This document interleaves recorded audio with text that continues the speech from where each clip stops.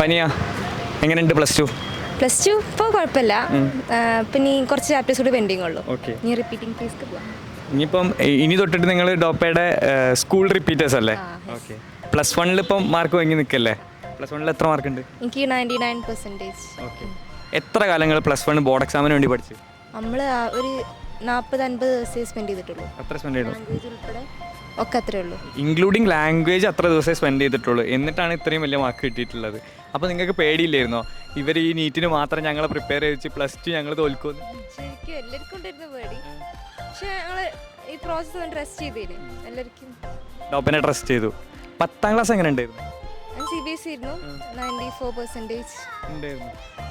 ഇതിലേറെ സ്ട്രെസ് ചെയ്തിരുന്നു. Board exam ഇത്ര കൂളായിട്ട് ഞാൻ പോയി എഴുതി. ഇമ്മന്നെ ചോദിച്ചിരുന്നു ശരിക്കും എനിക്ക് 99% ഒക്കെ +1 ഉണ്ടോ.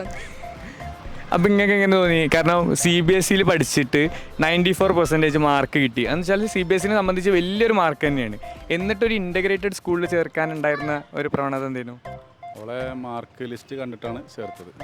പിന്നെ അവിടുത്തെ ടീച്ചേഴ്സും എല്ലാം ഞങ്ങളോട് വീട്ടിൽ വിളിച്ച് അവിടെ വന്ന് പറഞ്ഞിരുന്നു. ഓക്കെ.